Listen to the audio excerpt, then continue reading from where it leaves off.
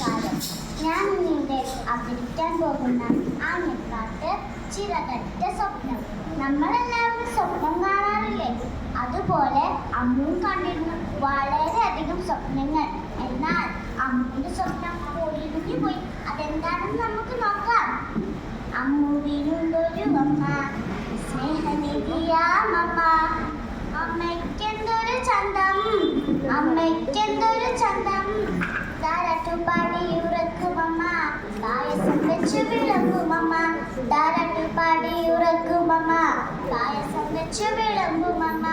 അമ്മയെ കാതിൽ ഓതി ചക്കര മമ്മയുടെ മുറിച്ച് തിന്നിട്ട് തേനൂറ് പുഞ്ചിരി തൂക്കിയെന്ന്.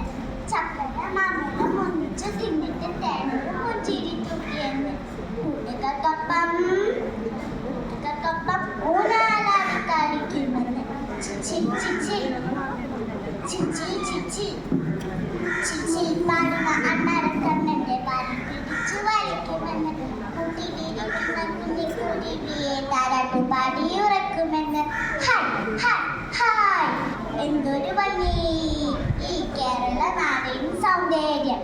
അമ്മയുടെ നൂറ് സ്വപ്നങ്ങൾ. പണിയണം, ഉടുപ്പ് വാങ്ങണം. അമ്മയുടെ സ്വപ്നത്തിലെല്ലാം ഞങ്ങൾ നിറയും കൂട്ടുകാരെ. അമ്മയുടെ സ്വപ്നത്തിലെല്ലാം ഞങ്ങൾ നിറയും കൂട്ടുകാരെ. അമ്മ പഠിച്ചു പുത്തൻ ഉദ്യോഗം നേടിയല്ലോ. Hi hi hi. അങ്ങനെ ഒരു നാൾ അമ്മയ്ക്ക് നാട്ടിൽ പോകാൻ മോഹമായി. അച്ഛപ്പം ഇപ്പം കായ പാറുത്തത് ബാഗിനാൽ നീരച്ചുവല്ലോ. അച്ഛപ്പം നെയ്യപ്പം കായ പാറുത്തത് ബാഗിനാൽ കുത്തി നീരച്ചുവല്ലോ. വേഗം വരാമെന്നു പറഞ്ഞു അമ്മ. മണിമുത്തം നൽകി യാത്രയായി.